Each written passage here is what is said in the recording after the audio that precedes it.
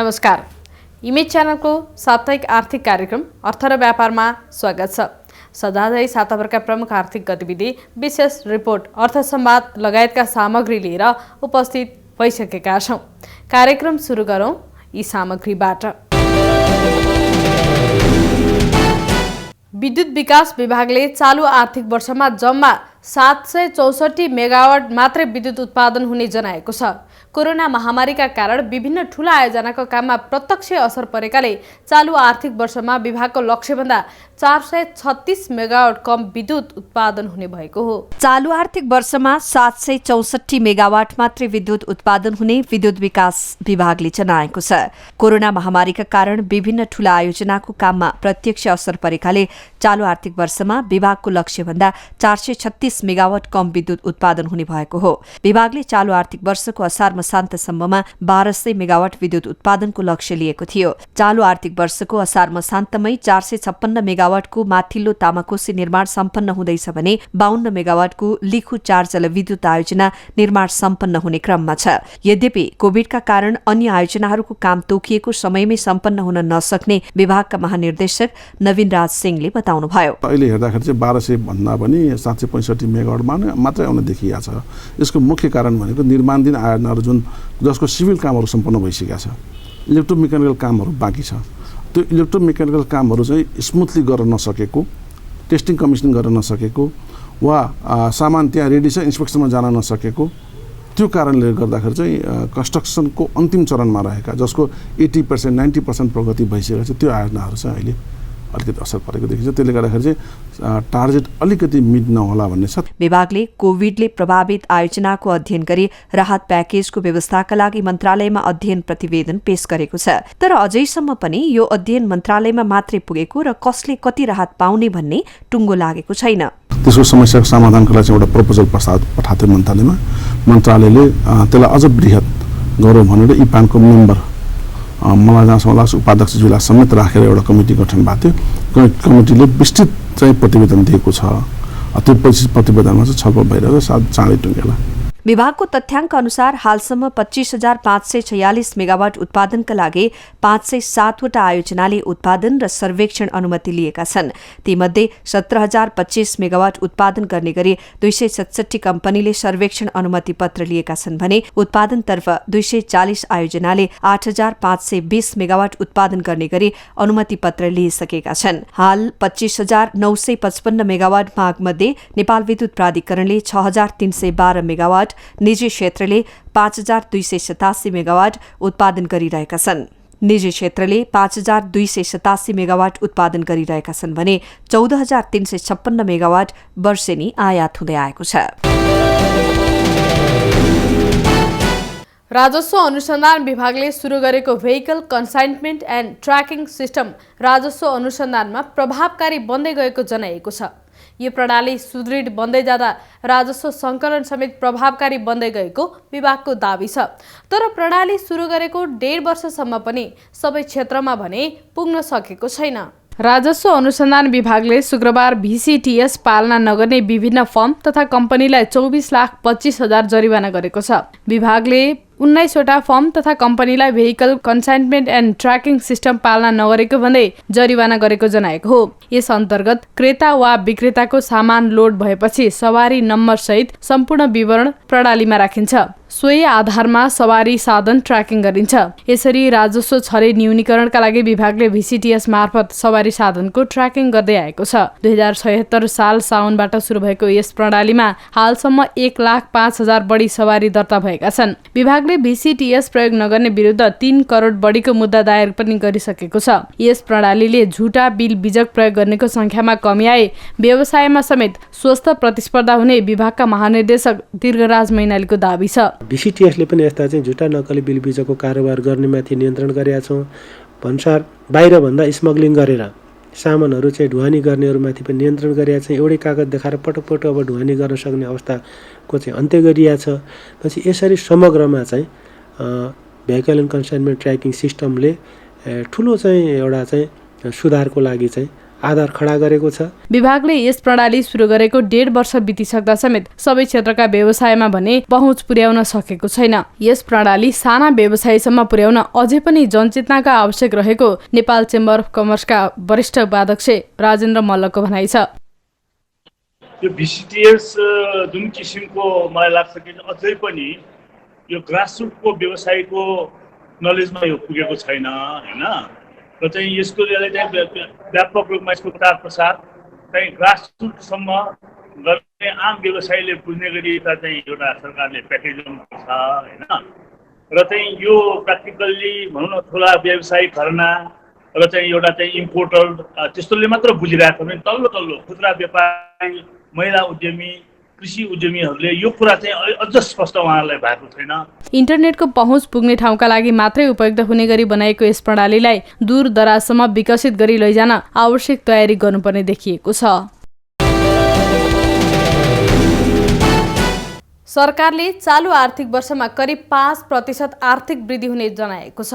अर्थ मन्त्रालयले चालु आर्थिक वर्षको 6 महिनामा आर्थिक गतिविधि विस्तारित हुँदै गएको र राजस्व सङ्कलनको स्थिति पनि गत वर्षकै लयमा फर्किएकाले यस आर्थिक वर्षमा आर्थिक वृद्धि दर 5% पुग्ने प्रक्षेपण गरेको हो। सरकारले चालु आर्थिक वर्षमा करिब 5% आर्थिक वृद्धि हुने बताएको छ।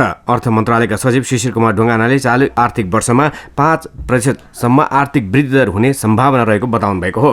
राष्ट्रिय सभाको दिगो विकास तथा सुशासन समितिको शुक्रबार बसेको बैठकमा अर्थ मन्त्रालयका सचिव ढुङ्गानाले यस्तो बताउनु भएको हो। यो आर्थिक वर्षको 6 महिनामा आर्थिक गतिविधि विस्तारित हुँदै गएको र राजस्व सङ्कलनको स्थिति पनि गत वर्षकै लयमा फर्किएकाले अबको आर्थिक वृद्धि दर करिब 5% हुन सक्ने देखिएको उहाँले बताउनुभयो। सरकारले यस वर्षको बजेट मार्फत 7% आर्थिक वृद्धि दर हासिल गर्ने लक्ष्य लिएको थियो। आर्थिक वृद्धिमा आएको कमीका कारण गरिबी निवारणमा सरकारले राखेको लक्ष्य भने प्रभावित हुने देखिएको छ। 12 लाख भन्दा बढी घर परिवार गरिबीको रेखामुनि पर्न सक्ने सम्भावना अर्थ मन्त्रालयले गरेको अध्ययनमा देखिएको पनि सचिव ढुङ्गानाले बताउनुभयो। आर्थिक गतिविधि कमजोर भएको अवस्थामा शिक्षा, स्वास्थ्य लगायतका क्षेत्रमा असर पर्ने देखिएको उहाँको भनाइ छ। यसबाहेक मानिसको जीवनस्तर केही महँगो हुन सक्ने सम्भावना रहेको पनि उहाँले बताउनुभयो। यो आर्थिक वर्षको आर्थिक वृद्धि दर चाहिँ अहिले पछिल्लोचोटि 6 महिनापछि हाम्रो आर्थिक गतिविधिहरू चाहिँ अलिकति विस्तारित हुँदै गएको र राजस्व सङ्कलनको स्थिति पनि करिब गत वर्षकै लयमा फर्किन थालेको कारणले गर्दा आर्थिक गतिविधि विस्तारित हुँदै गएको कारणले गर्दा अबको आर्थिक वृद्धि चाहिँ 5% हुन सक्छ कि यो आर्थिक वर्षको भन्ने हाम्रो अनुमान चाहिँ छ। दिगो विकासको लक्ष्य प्राप्तिका लागि रोजगारी सृजना हुने गरी उद्योग मन्त्रालय, गरिबी निवारण कोष, युवा स्वरोजगार कोष र साना विकास लघुवित्त मार्फत विभिन्न कार्यक्रमहरू सञ्चालन गरिराखेको सचिव ढुङ्गानाले बताउनुभयो। यस्तै सहुलियतपूर्ण कर्जालाई ब्याङ्कका प्रत्येक शाखाबाट परिचालन गर्ने व्यवस्था मिलाइएको पनि उहाँले बताउनुभयो। कोभिडबाट प्रभावित क्षेत्रमा 77 अर्ब भन्दा बढी पुनर्कर्जा परिचालन भइसकेको समेत उहाँले बताउनुभयो। यसबाट विस्तार सबै क्षेत्र पुरानै लयमा फर्किने पनि उहाँको भनाइ छ।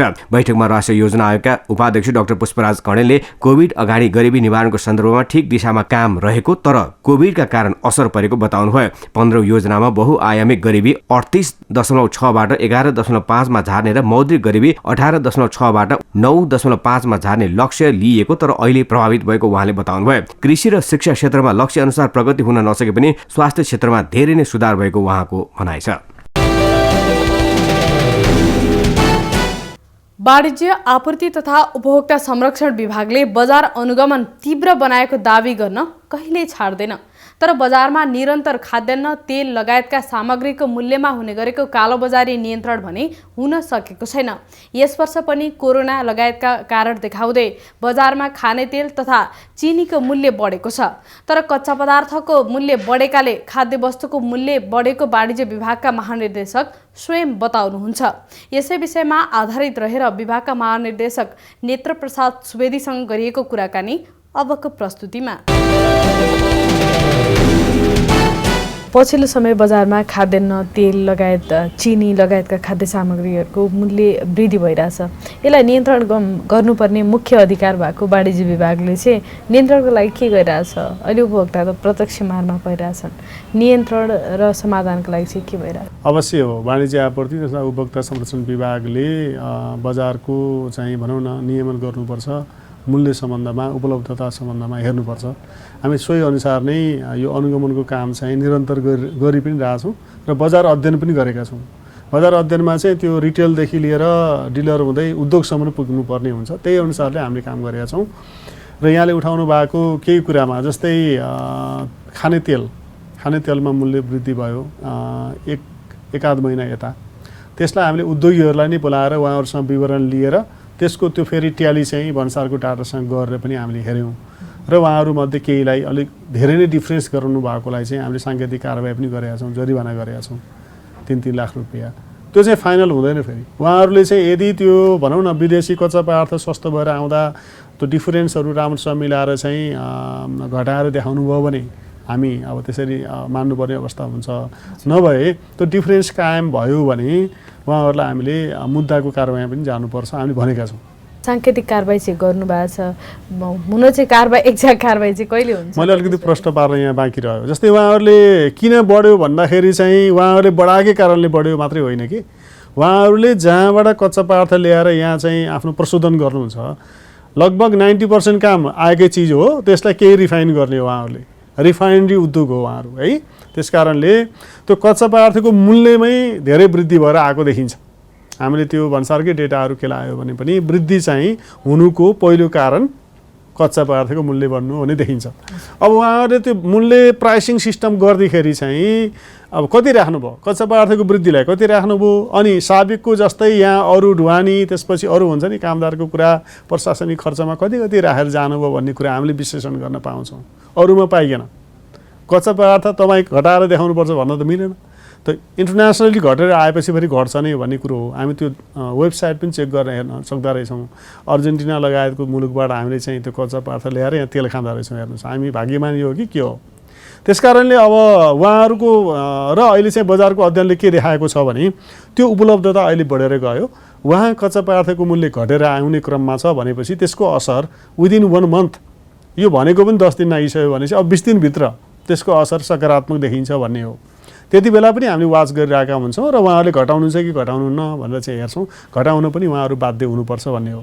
जहाँसम्म 3 लाख हामीले कारबाही गर्नु परेको थियो त्यहाँ कच्चा पदार्थको मूल्य प्लस अरूमा उहाँहरूले जुन जुन किसिमले प्राइसिङ गर्नुभयो नि त्यहाँनिर केही डिफेक्ट देखेको हुनाले साङ्केतिक कारबाही गरेका हौँ।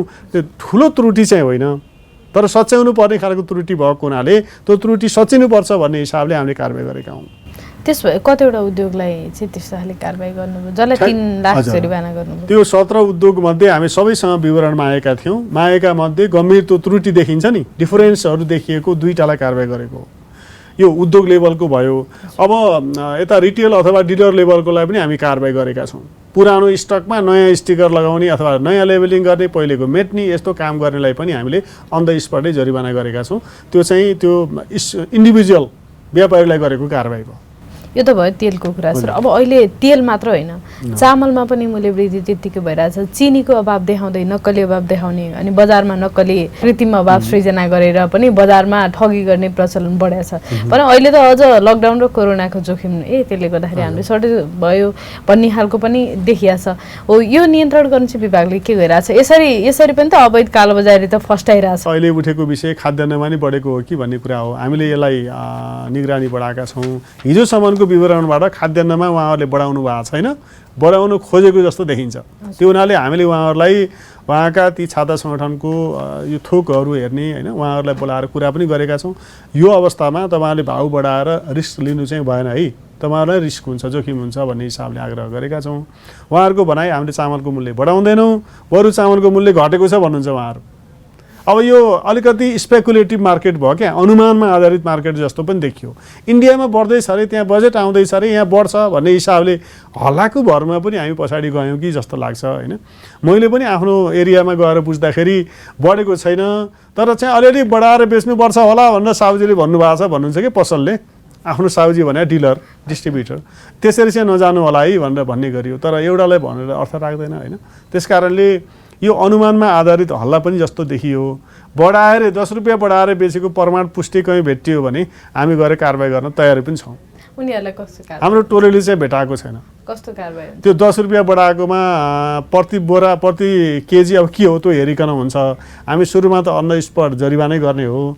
ठुलो म्यासिभ स्केलमा त देखियो भने फेरि मुद्दा मामिलामा जानुपर्ने हुन्छ।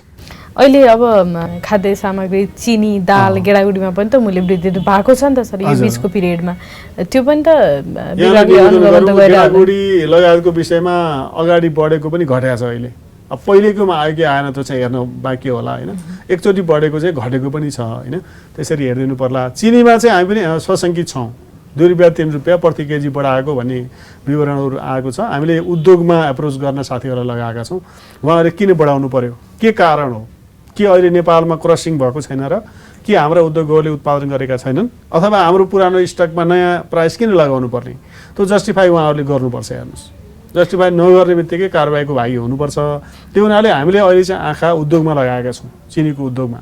उहाँहरूले के चाहिँ अब भन्नाले अब अस्थिरता छ, हामी केही गरौँ बढाउँ मात्रै भन्नुभयो हो कि कारणवश बढाउनु परेको छ, जस्टिफिकेसन हामी माग्छौँ। आज पनि पर्सामा अध्ययन भइरहेछ। विभागले कारबाही गरिरह भनेर कति पटक पनि भनिरहेको छ। योभन्दा अगाडि पनि हामी कारबाही गर्छौँ, ऐनअनुसार कारबाही गर्छौँ भनेर तपाईँहरूले कारबाही पनि गरिरहनु भएको छ। र पनि बजारमा हुने अवैध कालोबजारी, कृत्रिम अभाव लगायतका कुराहरू त रोक्न सकिया छैन नि। त्यो रोक्न चाहिँ के गर्नुपर्छ विभागले? अहिलेको अवस्थामा चाहिँ के गरिरहेछ? उनीहरूलाई कारबाही नै नगरेर हो कि एकदम अब होइन विभागले अब 1-2 लाख दिएदेखि भइहाल्दो रहेछ भन्ने खालको मेन्टालिटीले हो कि खास कालोबजारी चाहिँ किन यस्तो भइरहेछ टाइम एन्ड अगेन, यो रिपिटेडली भइरहेछ? यो होइन, कालोबजारी भनेको त फेरि कानुन पल्टाएर हेऱ्यो भने तोकेको भन्दा अब 20% भन्दा नि बढी लिएर बेच्यो भन्ने अर्थमा लिइन्छ होइन। तथापि कहीँ कृत्रिम अभाव, कहीँ चाहिँ अब यो एक्सपायरी आइटम बेच्ने विभिन्न खालको अलिअलि त कोभिड-19सँग पनि जोडिन्छ। हेर्नुहोस्, लकडाउन निषेधाज्ञा पछाडिका व्यापारीहरू अब सबै खुलेको त धेरै भएको पनि छैन। हेर्नुहोस्, उहाँहरूको तर्फबाट पनि अलिकति हेर्नुपर्ने हुन्छ। तर अब हाम्रो भनाइ के छ भने बोलाएर हामीले विभागले पनि पटक पटक के भनेका छौँ भने तपाईँहरू यी आइटमहरूलाई चाहिँ त्यो वितरक वा उत्पादकलाई फिर्ता गर्नुहोस् है पनि भनेका छौँ। पहिलो इस्यु त एक्सपायरी आइटमको व्यवस्थापनै हो, उहाँहरूले त्यसरी लगाएका छौँ। र हामी पसलमा जाँदाखेरि, रिटेल पसल अथवा डिलरमा जाँदाखेरि उहाँहरूको त्यसरी भेटियो मिसाएर बेच्नुभयो भने नष्ट गर्ने चाहिँ हाम्रो चाहिँ कानुनी प्रावधान छ अहिलेसम्म। अब हेर्नुहोस् है, ठुलो स्केलमा भेटियो भने के गर्ने? ठुलो स्केलमा भेटियो र इन्टेन्सनल भेटियो भने त्यसलाई पनि मुद्दामा जानुपर्छ भनेर हामीले लिएका छौँ। र दसैँ तिहार अगाडिपट्टि यहाँले थाहा पनि पाउनुभयो, 2टा जतिमा हामी चाहिँ रिलेबलिङको केसमा पनि गयौँ, केसै चल्यो र एउटा केसमा व्यक्ति जेलमा पनि छ, 1 वर्षको जेलको पनि निर्णय भयो। अब यसै सन्देश दिन खोजेको चाहिँ त्यस्तो फेरि नदोहोरियोस् भन्ने हो नि त। तर व्यवसायले होइन हामी गरेपछि हुन्छ फेरि पनि पेल्न सकिन्छ भन्ने दृष्टिकोण लिनुभयो भने त यो कसैले चाहे पनि रोक्न नसक्ने कुरा भयो। पहिलो कुरा त व्यवसाय चलाउनेहरू जिम्मेवार हुनु पर्यो। उहाँहरू दर्ता नवीकरणदेखि लिएर एमआरपी कसरी सेट गर्ने, कसरी मूल्य सूचीहरू राखेर बेच्ने, यी औपचारिक बजार कसरी कायम गर्ने, यी कुराहरूमा उहाँहरू जानेपर्छ। हेर्नुहोस्, दोस्रो कुरा चाहिँ नियामक भनेको विभाग एक्लो पनि त होइन नि, नजिकका सरकार त अरू पनि छन्, स्थानीय तह छ, उहाँहरूले पनि यसलाई अलिकति प्राथमिकताको विषय बनाउनुपर्छ। नभए विभागले मैले दार्चुला यहाँबाट देख्दिनँ, ताप्लेजुङ देख्दिनँ होइन, देख्ने चाहिँ नजिकको सरकार हुनुपर्छ भन्ने हो। हामी स्थानीय सरकार र प्रदेश सरकारसँग संवादमा पनि छौँ यही विषयमा। यो विषय तपाईँहरूको पनि प्रायोरिटीको विषय हुनुपर्छ। हामी सहजीकरण गर्न तयार छौँ, कानुनी रूपमा सहजीकरण हामी गरौँला, संवादका कार्यक्रम पनि गरौँ भनेर अगाडि बढेका छौँ। त्यसैले अब यो विषय कस्तो हो भने अब यहाँले राखिदिनु भयो, कारबाही पनि भएको छ, जरिवाना पनि भएको छ, के राजस्व उठाउनु खोज्या हो र? होइन नि, यो त करेक्सन होला, सन्देश जाला भन्न खोजिएको। त्यही पनि करेक्सन चाहिँ भएन। अब पनि 2-3 लाखमा उन्मुक्ति पाइने रहेछ भन्ने मानसिकता पनि कतै-कतै भेटिन्छ। विभागले कारबाही नै गर्थेन, टोली नै घुम्थेन भने यसको अवस्था कस्तो हुन्थ्यो बजार भनेर पनि हेर्नुपर्ने हुन्छ। त्यो हुनाले हामी त आशावादी छौँ, करेक्सन हुनेमा आशावादी छौँ। एक्सपायरी को सामानहरू पनि बेच्ने अर्को महत्त्वपूर्ण उपभोक्तामाथिको खेलबाड नै भइहाल्यो। अब त्यो कुराहरू चाहिँ अब व्यवस्थित हुँदैछ, अब मूल्य वृद्धि पनि हुँदैन, अवैध कारोबार पनि हुँदैन, कालोबजारी नियन्त्रणमा आउँदैछ विभागको भनाइ। उद्देश्य त यही नै हो, सबैको उद्देश्य त यही नै हो नि। तर सहयोग चाहिँ फेरि सबैको चाहिन्छ, सरकारवाला पनि जिम्मेवार हुनुपर्छ भन्ने हो। हामीहरू त कसरी लाग्दैछौँ थोरै सेयर गर्छु है। जस्तै अब हामीले विभागले आफ्नो अधिकारहरू 77 जिल्लामा पनि प्रत्यायोजन गर्यो। हरेक जिल्ला प्रशासन कार्यालयमा विभागको प्रतिनिधि अहिले हुनुहुन्छ, अनि त्यसै गरी 7वटा प्रदेशमा नि हुनुहुन्छ त्यहाँको निर्देशनालयमा, र 6वटा महानगरमा पनि हामीले चाहिँ आफ्नो प्रतिनिधि तोक्ने काम गऱ्यौँ। र आजको दिनमा चाहिँ हामीले सबैलाई एकचोटि अनुशिक्षण पनि दिइसकेका छौँ। त्यो के हो त विधि, हाम्रो बजार अनुगमन कार्यविधि के हो, आचार संहिताले के भन्छ, कानुनले के भन्छ, कानुनी कारबाही गर्ने तरिका के हुन्, ताकि पछि कोर्टले च्यालेन्ज नगरोस् होइन। त्यो हिसाबले हामीले चाहिँ उहाँहरूलाई सेयर गर्ने काम पनि गरेका छौँ। अब हामी विभाग एक्लै छैनौँ भनेर ल्याएका छौँ, सबै मिलेर अगाडि बढ्छौँ। नजिकको मार्केट त्यही नजिककोले हेर्न पाउँछ र सूचनाहरू पनि हामी कहाँ आउँछन् र त्यो विश्लेषण गरेर हामी जान्छौँ। जमाना कुन आयो भने पहिले थुन्ने अनि अनुसन्धान गर्ने जमाना त यो होइन। अब अनुगमन वाणिज्य विभागले अनुगमन सधैँ गर्छ, स्पेसल्ली दसैँमा गर्छ। अझ यो अनुगमन रेगुलर भइराख्दाखेरि पनि कालोबजारी अनि मान्छेमा डर चाहिँ किन नभए होला? अब एक्सपायरी सामान बेच्दाखेरि पनि अलिकति त्यो डर मलाई विभागले कारवाही गर्छ, मलाई मुद्दा लगाउँछ भन्ने खालको डर चाहिँ किन नभए होला?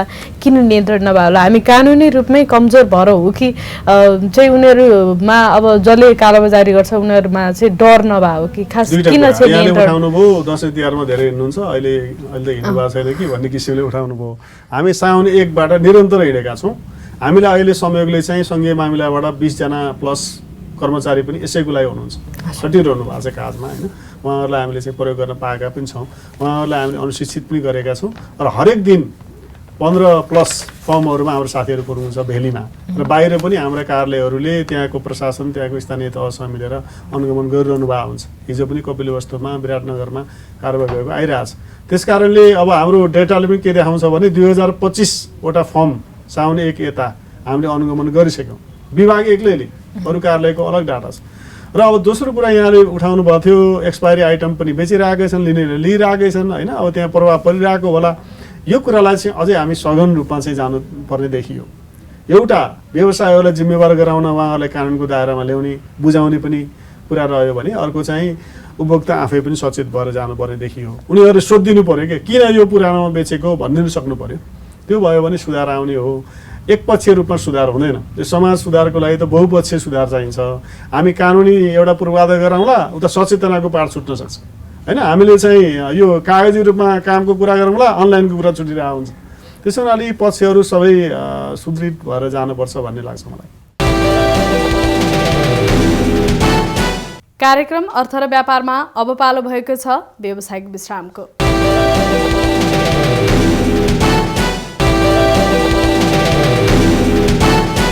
विश्रामपछि पुनः स्वागत छ कार्यक्रम अर्थ र व्यापारमा। अब साताभरका प्रमुख आर्थिक गतिविधि। प्रधानमन्त्री केपी शर्मा ओलीले आफू प्रधानमन्त्री भएपछि देशबाट घोषणा गरेरै लोड सेडिङ हटाएको बताउनु भएको छ। बिजुली उत्पादनको 105 वर्षसम्म देशमा पिल बिजुली भएकोमा आफू प्रधानमन्त्री भएपछि देशबाट लोड सेडिङ हटाउन सफल भएको उहाँको दाबी छ। सोमबार धनुषाको ढल्केबर स्थित देशकै सबैभन्दा ठूलो सबस्टेसन उद्घाटन गर्दै प्रधानमन्त्री ओलीले नेपालमा लोड सेडिङ इतिहास भइसकेको बताउनुभयो। प्रधानमन्त्रीले नेपाल अब भारत र बंगलादेशलाई बिजुली बेच्ने हैसियतमा पुगेको समेत बताउनुभयो। अबको केही वर्षपछि देशमा बिजुली किन्नै नपर्ने, बरु भारत र बंगलादेश लगायत छिमेकी मुलुकलाई बिजुली बेचिने उहाँको दाबी छ। भारतबाट केही बिजुली किनियो, आफ्नो ठाउँमा सुधार गरियो र लोड सेडिङ आधारभूत रूपमा अन्त्य गर्ने बाटो समात्यो। आधारभूत रूपमा र 2075 साल जेठबाट अथवा 74 साल फागुन 3 गते म प्रधानमन्त्री भएँ। जेठमा पुग्दा मैले लोड सेडिङ मुक्त देश घोषणा गरेँ। 400 केवीको ढल्केबर स्वचालित सबस्टेसनको धनुषाको ढल्केबरमा प्रधानमन्त्री ओलीले औपचारिक उद्घाटन गर्नुभएको हो। गत कार्तिक 26 गते नै सबस्टेसन पूर्ण रूपमा चार्ज गरिएको थियो। प्राधिकरणले 22 करोड 43 लाख रुपियाँको लगानीमा सबस्टेसन निर्माण गरेको हो। प्राधिकरणले 2017 डिसेम्बरमा लिन्सन इन्डिया प्राली साबिको एभीभी इन्डिया लिमिटेडलाई उक्त सबस्टेसन बनाउन जिम्मा दिएको थियो। सबस्टेसन सञ्चालनमा आएसँगै 400 केवीको ढल्केबर मुजफ्फरपुर प्रसारण लाइनबाट नेपाल र भारतबीच 1000 मेगावाटसम्म विद्युत आदान प्रदान गर्न सहज हुने जनाइएको छ। सञ्चार उद्यमीहरूको संगठन मिडिया अलायन्स नेपालले स्वदेशी मिडिया उद्योग प्रवर्धन गर्न निजी क्षेत्रसँग आग्रह गरेका छन्। बुधबार नेपाल उद्योग वाणिज्य महासंघका पदाधिकारीहरूसँगको भेटमा मिडिया अलायन्सले कोभिडका कारण मिडिया उद्योगहरू सर्भाइभ हुन समेत कठिन भएकाले स्वदेशी उद्योग प्रवर्धन र संरक्षणका लागि निजी क्षेत्रको सहयोग आवश्यक रहेको बताएको हो। कार्यक्रममा मिडिया अलायन्स नेपालका अध्यक्ष भास्कर राज कर्णिकारले 1 खर्ब भन्दा बढी लगानी रहेको सञ्चार क्षेत्रलाई उद्योगको रूपमा स्थापित गर्न निजी क्षेत्रको सहयोग आवश्यक रहेको बताउनुभयो। पछिल्लो समय अर्बौं रकमको विज्ञापन अनलाइन तथा सामाजिक सञ्जाल मार्फत बाहिरिएको भन्दै सो खालको विज्ञापन रोक्दै स्वदेशी मिडिया उद्योगलाई संरक्षण गर्न उहाँले आग्रह गर्नुभयो। ट्विटर भयो, युट्युब भयो वा फेसबुक भयो, त्यस्ता जुन प्लेटफर्महरू त्यो भनेको व्यक्तिगत अभिव्यक्ति चाहिँ अभिव्यक्त गर्ने खालको माध्यम मात्रै हो, जसलाई हामीले त्यसमा हाम्रो विज्ञापनलाई हामीले गुगल इन्सर्ट गरेर अवैधानिक व्यवसायलाई हामीले प्रबन्धन गरेका छौँ। त्यो हाम्रै उत्पादनहरूले, हाम्रै नेपाली उत्पादनहरूले तपाईँहरूकै उद्योग प्रतिष्ठानले गरेको छ, त्यो रोकिनु पर्यो भन्ने एउटा कुरा हो। कार्यक्रममा मिडिया अलायन्सका महासचिव तथा इमेज च्यानलका प्रमुख कार्यकारी अधिकृत लक्ष्मण हुमागाईले स्वदेशी उद्योग संरक्षणका लागि क्लिन फिड समेत आइसकेको स्पष्ट पार्दै स्वदेशी उद्योग संरक्षणका लागि निजी क्षेत्रको सहयोगको आवश्यकता रहेको औँल्याउनुभयो। विदेशी टेलिभिजनहरूमा विज्ञापन रहित नीति क्लिन फिड पोलिसी नेपालमा आयो, जसको ड्राफ्ट गर्ने अवसर मलाई नै प्राप्त भएको थियो र पछि त्यो लागू हुन नसकेपछि हामीले त्यसलाई ऐनको रूपमा ल्यायौँ र ऐन ल्याउँदाखेरि पनि यसले केही कन्फ्युजनहरू क्रिएट गरेको छ र यसले खास गरिकन हाम्रा उद्योग धन्दाहरू, हाम्रा व्यापार व्यवसायहरू वृद्धि हुन्छन्, हाम्रा उद्योगी व्यापारीका आफ्ना प्रडक्टहरूले बजार पाउँछन् र विदेशी ब्रान्ड र प्रडक्टहरूले मार्केटमा जुन किसिमको एउटा इमेज क्रिएट गरेका छन् त्यसमा चाहिँ कमी हुन्छ भन्ने हाम्रो एउटा अपेक्षा थियो। त्यो अनुरूप त्यति धेरै सकारात्मक प्रभावहरू परेको देखिएन। त्यसले हामी र यहाँहरू मिलेर यसमा अगाडि बढाउनु पर्ने अवस्था छ। नेपाल उद्योग वाणिज्य महासंघका अध्यक्ष शेखर गोल्छाले कोभिडका कारण मिडिया क्षेत्र पनि प्रभावित भएको भन्दै यो अवस्थामा मिडियालाई संरक्षण गर्न तयार रहेको बताउनुभयो। महासंघले समस्या समाधानका लागि भिजन पेपर बनाउन लागेको उल्लेख गर्दै उहाँले आगामी दिनमा मिडिया क्षेत्रका समस्या र समाधान समेत भिजन पेपरमा उल्लेख गरिने बताउनुभयो। 80% मिडियालाई प्रतिनिधित्व गरिराख्नु भएको छ भनेपछि सहकारी हामी गर्नैपर्छ। मिडियामा रहेका समस्या जुन अहिले एउटा जुन सिफ्ट भएको छ एडभर्टिजमेन्ट, त्यो सायद त्यो ट्रेन्डलाई रिभर्स गर्न सकिँदैन होला, तर यसमा चाहिँ कसरी यसलाई चाहिँ तपाईँहरूको पनि यसमा कसरी सहभागिता हुनसक्छ र कसरी यो रेभेन्यूलाई एक किसिमले हाम्रो आफ्नै देशको मिडियालाई पनि सहभागी गर्ने गरी हुनसक्छ, त्यसमा चाहिँ हामी सहकारी गरौँ, त्यसको लागि हामी तयार छौँ। महासंघ र अलायन्स बीच विज्ञापन प्रवर्धन र मिडियामा कोभिडले पारेको प्रभाव अध्ययनका लागि कार्यदल समेत बनाइने तयारी गरिएको छ। हवस् त, कार्यक्रम अर्थ र व्यापार आजलाई यति नै। अर्को साता विविध सामग्री सहित पुनः उपस्थित हुने नै छौँ। इमेज च्यानल हेर्दै रहनुहोला। नमस्कार।